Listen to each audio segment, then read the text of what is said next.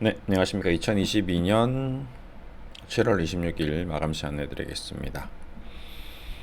시장이 많이 답답한 국면이 이어지고 있습니다. 예, 20일 동안 20조에 가까운 돈이 예금 적금, 네, 금리가 높은 곳을 향해 움직였습니다. 그만큼 주식시장에 있어야 될 돈이, 주식시장으로 들어가야 될 돈이, 주식시장 근처에서 머물러야 될 돈들이 확정적으로 이제 금리 시장으로 들어갔죠. 근데 거기는 한번 들어가면 1년 혹은 3년 정도 장기 체류를 하는 곳입니다. 그렇죠? 예. 그렇기 때문에 지금 당장 20조가 들어갔다라는 것보다는 이제 앞으로 그 20조가 1년 동안, 3년 동안 나오지 않을 가능성이 높은 거죠. 일단 결정을 했기 때문에. 그리고 금리가 뭐 급격히 낮아지지 않는 이상은 그렇겠죠. 그리고 새롭게 만기가 되는 자금들, 뭐 1년짜리, 2년짜리 예금이라든지 적금이 또다시 그쪽으로 또 다시 더 들어갈 수도 있겠죠. 그러니까 전체적으로 돈의 흐름이 이제 금리가 높은 채권 시장으로 계속 가고 있다. 증권 시장이 아니라 채권 시장으로 가고 있다. 이게 가장 큰 맥락입니다. 이거는 지금 현재 주식시장 투자자들이 가장 베이스에 깔고 있어야 되는 투자의 개념이다라고 좀 생각해야 될 것 같습니다. 그 와중에 이제 그동안 기술주들이 어떤 기업의 성장에 의해서 투기적으로 주식에 대해서 투자를 하고 엄청난 수익이 났습니다. 근데 그 수익 난 자금이 외국인들이 우선 선제적으로 그걸 팔아서 다시 채권 시장으로 옮겼습니다. 그럼 개인 투자자들은 이제 하다가 지금 와장창 돼 있는 상태죠. 이 상태에서 그러면 외국인들이 다시 돈을 싸질머실고 들어와서 우리나라 시장으로 그 이 떨어진 주식을 사서 들어 올릴 것이냐, 이제 그 기대를 가지고 있는데, 이제 제 개인적인 생각은 좀 쉽지는 않겠다. 예. 그게 뭐 모든 종목이 다 그렇진 않겠죠. 그 중에 이제 한 두 종목만 한번 예를 들어서 좀 얘기하겠습니다.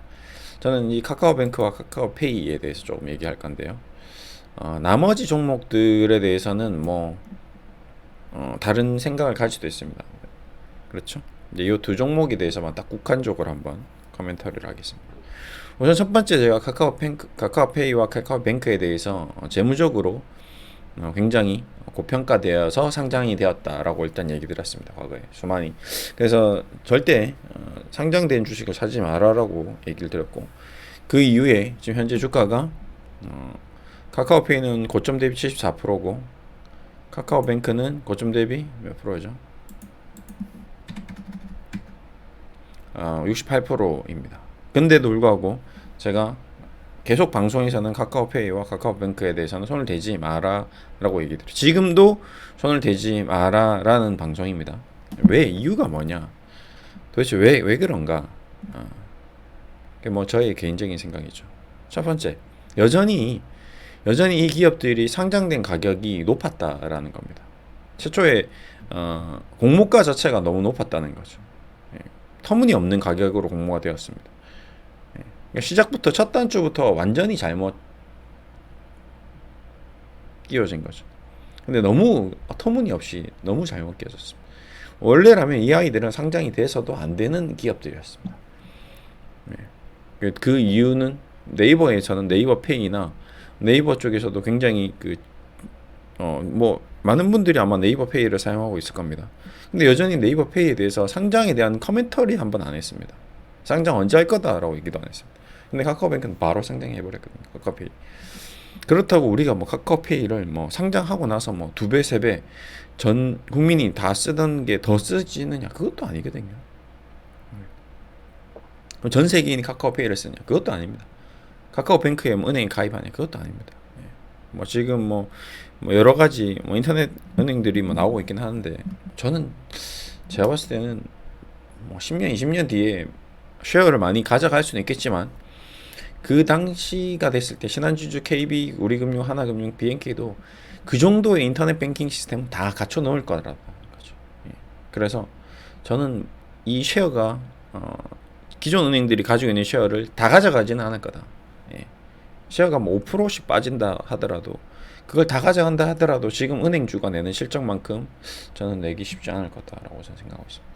어쨌든 그 기대감을 한 몸에 받고 상장이 되어서 지금 현재 실제 스코어는 상장가 대비해서 카카오뱅크도 카카오페이도 많이 좀 떨어진 거죠. 공모가 대비해서.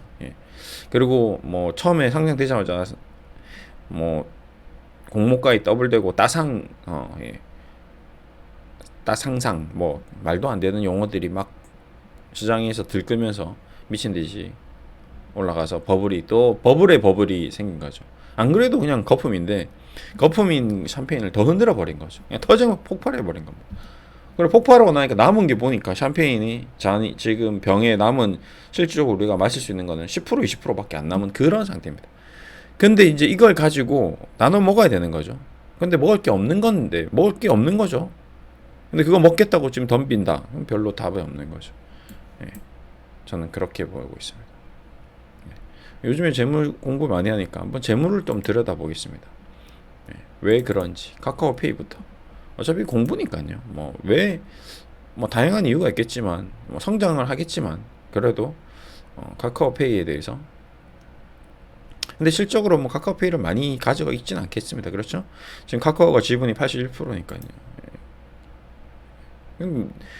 카카오가 지분을 81%나 들고 있는데 주가가 이렇게 빠졌다는 거는 뭐 문제가 있는 거죠. 상장 자체에 문제가 있었던 거죠. 그렇죠?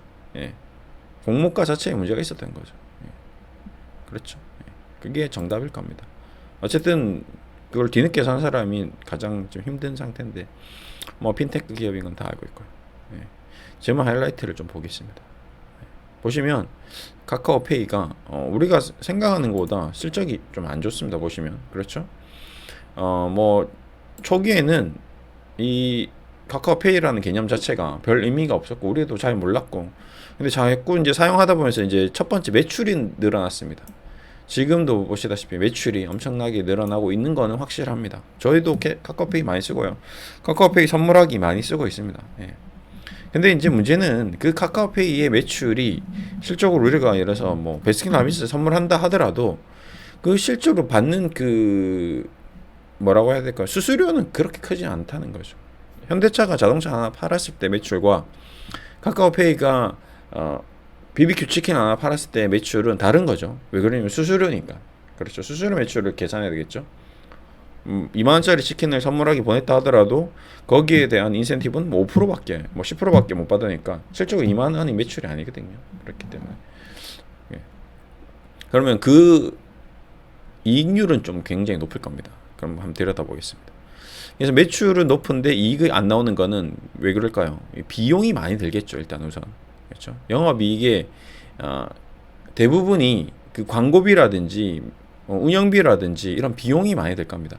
그러면 실적으로 여기서 기하급수적으로 우리가 카카오페이에 대해서 사용을 정말 많이 하면 그때는 이익 구조가 확실히 증가될 수 있을 겁니다. 근데 지금도 우리나라 사람들이 카카오페이를 굉장히 많이 쓰고 있음에도 불구하고 현재 스코어 그렇게 큰 실적을 못 내고 있다면 카카오페이가 앞으로 얼마나 성장할지 모르겠으나 지금 뭐 KB페이, 신한페이, 뭐 미래에셋증권페이 뭐 안 되는 게 없습니다. 페이 엄청나게 페이를 많이 하고 있는데 카카오페이만 독점적으로 독식하게 될 거다. 그것도 애매모호하거든요.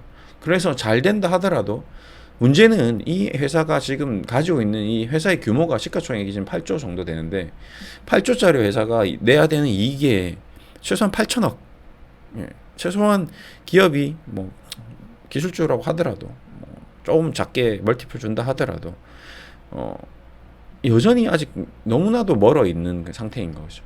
그래서 너무 아직 가시권에 안 들어왔는데 상장을 너무 빨리 시켰습니다. 솔직히 말하면 흑자를 낼 때 상장을 시켰어야 되는데 이 정도 선에서 이제 더 성장하는 모습을 보여서 상장을 했었다면 이런 식으로 폭락은 안 했을 겁니다.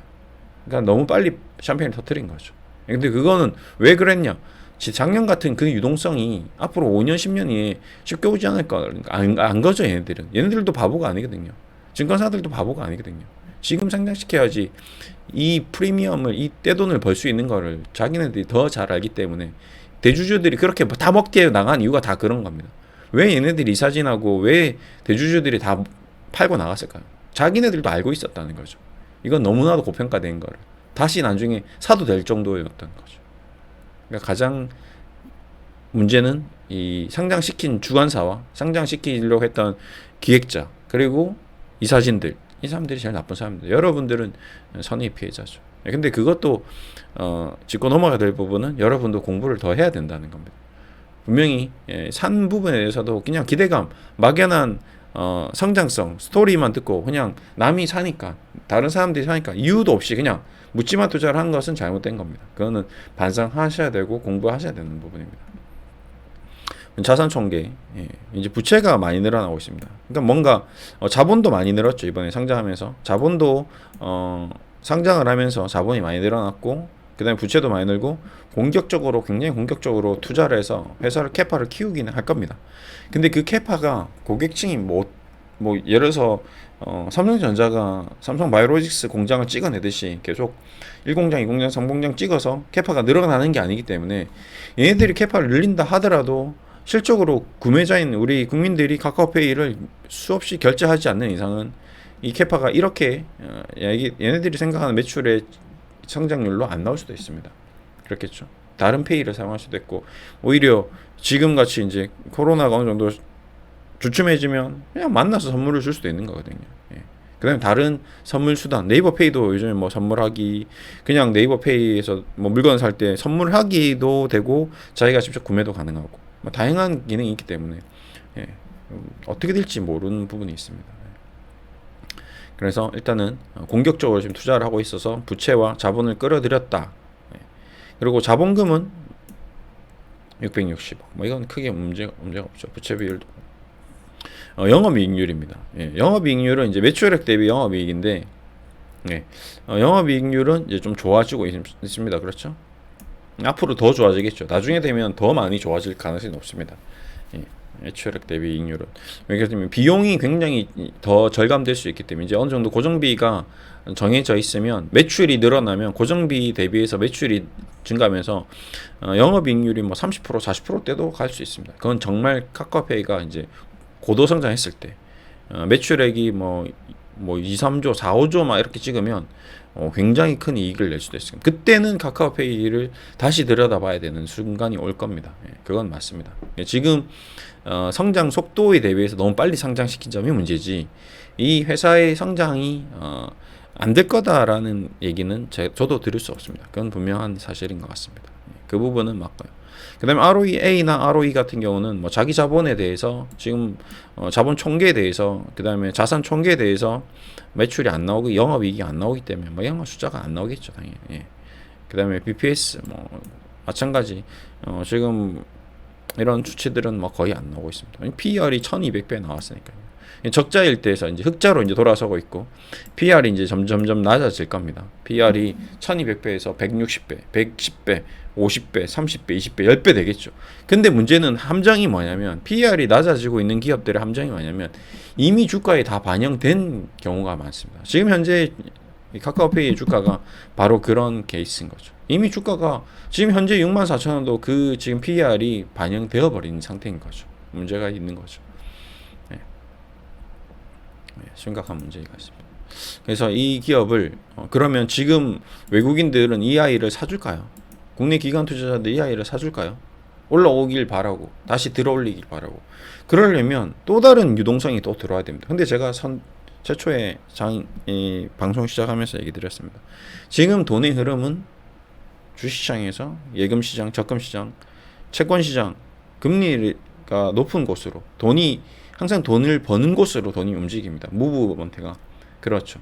근데 주식에 대한 돈이 이제 벌어져야 되는 곳에 돈이 머물고 있고, 지금 채권 시장에서 머물고 있는데, 그 머물고 있는 돈들이 1년이고 2년이고 3년이고 더 오래 머물 계획이고, 앞으로 계약 완료가 된, 만기가 된 자금들도 다시 롤오버, 또 채권 시장으로 또 돌아갈 가능성이 높습니다. 주식 시장으로 들어와야 되는데, 금리가 낮다면 이자도 안 나오고 돈도 안 되고 물가는 상승하고 이제 주식밖에 없다라고 다시 주식시장 돌아와야 되는데 아닌 거죠. 그리고 주식시장이 지금 1년 동안 침체였죠. 그리고 주식이 이미 떨어졌죠. 개인 투자자들이 가장 심플하게 시장을 바라보는 뷰는 이 차트입니다. 뭐냐? 이 과거 기록입니다. 뭐냐? 지금 현재 스코어입니다. 웃기죠? 미래를 내다보고 투자를 하는 게 아니라 현재 스코어, 지금 과거의 기록을 보고 아, 주식이 많이 떨어졌네. 아, 무서워. 나도 괜히 샀다가 떨어지면 안 돼. 이런 개념으로 항상 투자를 하는 거거든요. 근데 주식이 많이 올라가. 아, 그럼 또 올라가겠지. 앞으로 올라갈 거야. 하고 그걸 보고 삽니다. 그냥 카카오페이를 샀을 때는 사람들이 와, 따상해, 상상상 막 이러니까 이걸 보고 사는 거거든요. 이때 가장 많은 투자자들이 주식을 샀을 겁니다. 개인 투자자들. 근데 지금 구간에서는 개인 투자자들이 안 삽니다. 왜? 아니, 이렇게 올라가서 24만 원일 때는 그렇게 눈이 빨개져서 샀는데 왜 6만 4천일 때 안 사지? 그게 아이러니죠. 주식시장에서는. 근데 그게 현실입니다. 왜? 정보가 없고 지식이 없고 앞으로 미래를 내다볼 수 있는 비전이 없고 눈이 없기 때문에 현실이죠. 맨날 일해야 되고 뭐 지금 먹고 살기 바쁜데 카카오페이가 뭐 재무제표가 어떻고 PR이 뭐고 뭐 앞으로 성장성이 어떻게 되고 매출액 성장률이 어떻게 될지 컨센서스가 어떻게 될지 그걸 공부하고 있는 시간이 없거든요. 그냥 올라가는 걸 보고 사고 떨어지니까 무서워서 팔고 정말 심플하게 거래를 하는 거거든요. 그러면 앞으로도 개인 투자자들은 쉽게 이 가격에 살 수는 없다는 겁니다. 그러면 결국에는 기관 투자자들을 사야 되는데 외국인 기관 투자자들도 똑같습니다. 지금 시장의 돈의 흐름이 채권 시장으로 금리가 높은 곳으로 돈이 자꾸 무브먼트가 돈을 이미 팔고 나온 상태인데 이걸 잡아서 끌어서 들어 올린다는 거는 엄청난 돈이 드는 거죠. 이 악성 매물들을 외국인 기관 국내 그동안 물렸던 사람들의 주식을 다 받아서 다 사가야 되는 거거든요. 이게 다 매물인 거거든요. 이걸 다 사야지 올라갈 수 있는 거거든요. 첩첩산중인 거거든요. 그래서 쉽지는 않다는 겁니다. 카카오뱅크도 마찬가지죠. 카카오뱅크 재무제표도 별반 차이가 없습니다. 상당히 지금 재무적으로 힘든 상황인 거죠. 카카오뱅크 볼까요?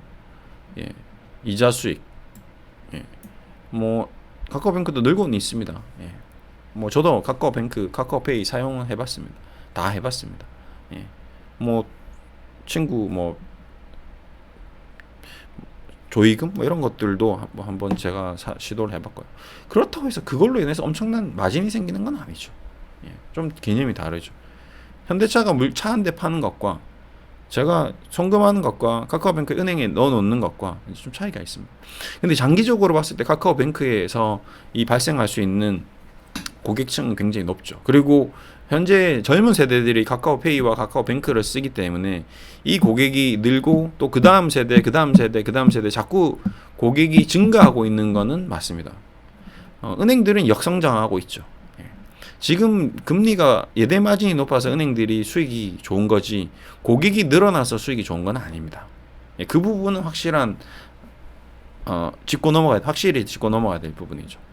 이 은행들의 실적 성장과 카카오페이와 카카오뱅크의 실적 성장은 어떤 구조적으로 원론적으로 좀 다른 부분이 있습니다.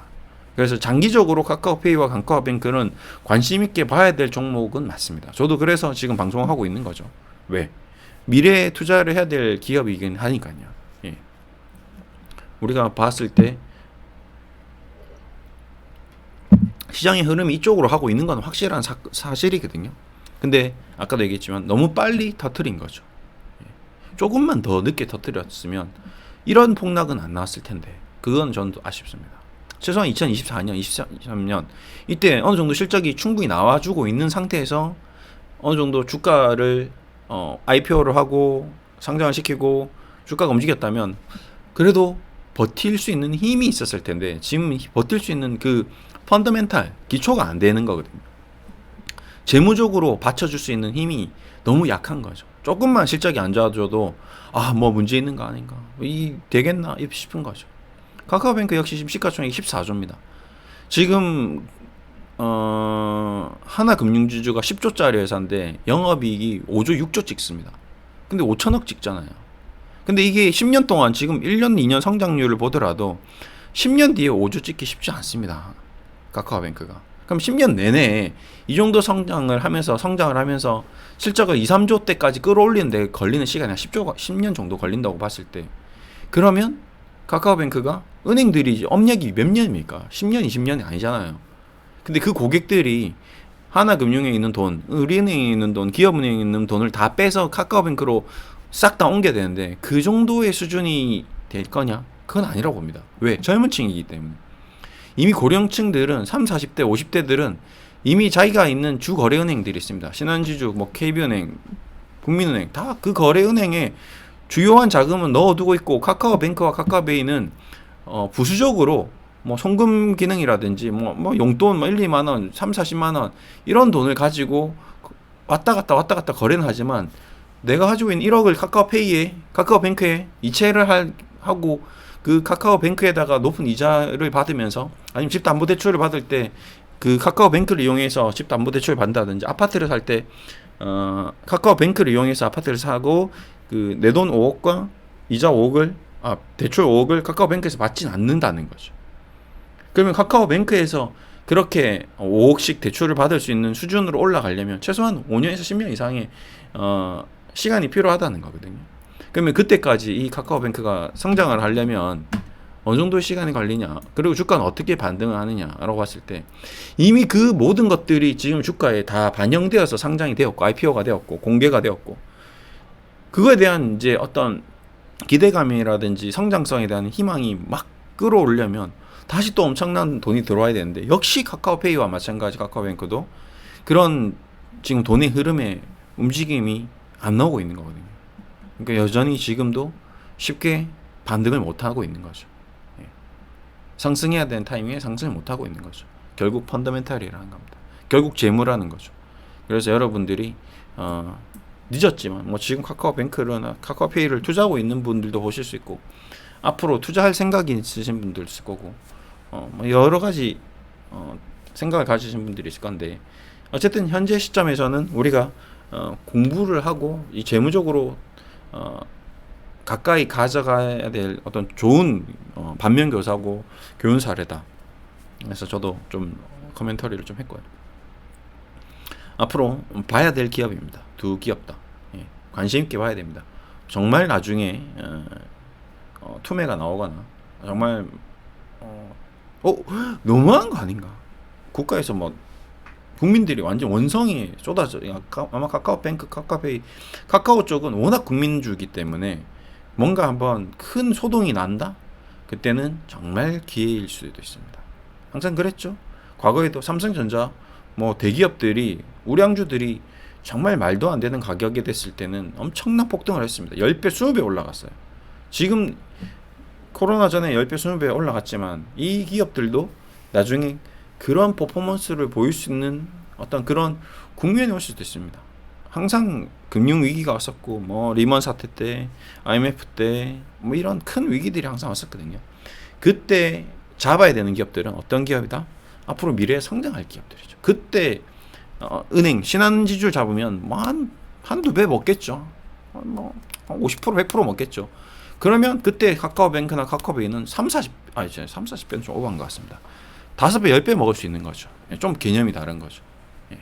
그때 먹을 수 있는 거는 전혀 완전히 신성장 동력이 있는, 또 그때 되면 꼭 굳이 뭐 카카오페이나 카카오뱅크 같은 기업 말고 완전히 새롭게 그 시대를 또 주름 잡는 뭔가 새로운 산업이 나오겠죠. 뭐 로봇이라든지 뭐 갑자기 드론이라든지 정말 드론 비행기가 막 다니는 거죠.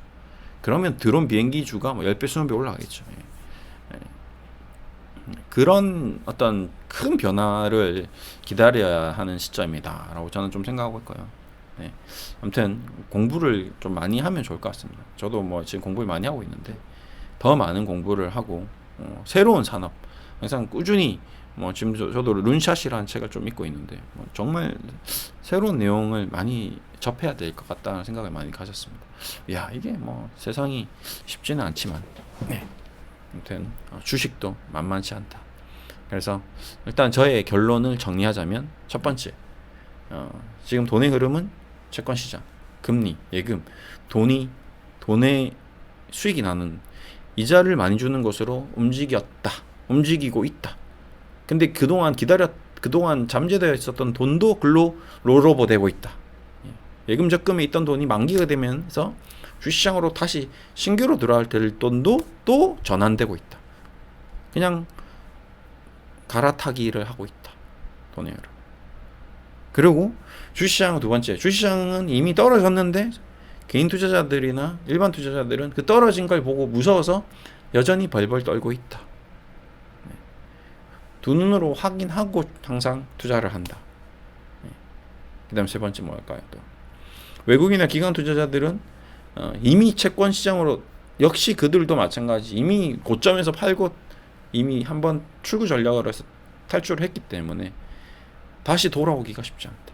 그 다음에 또 네 번째 뭐가 있을까요? 여기서 미국이 금리를 더 인상하려고 하고 있다. 그러니까 앞으로 더 이 상황이 심각해지는 거죠. 지금 이 금리에 이렇게 지금 돈의 흐름이 이렇게 움직이고 있는데 금리가 더 올라가면 더 골 때리는 상황이 될 수 있는 거죠. 이런 문제점들로 인해서 카카오페이나 카카오뱅크뿐만 아니라 기타적으로 전반적으로 주식시장에 대해서 비율을 굉장히 보수적으로 접근해야 되고 현금을 많이 가지고 있어야 되는 시점이다. 그럼 현금을 우리도 CM에 넣어두면 되는 거죠. 그렇죠? 요즘 CM의 금리가 2.3%입니다. 2.25%가 기준금리니까요. 같이 기다려보는 거죠. 그래서 최종적으로 뭔가 이거 뭐지? 이거 못 해먹겠네?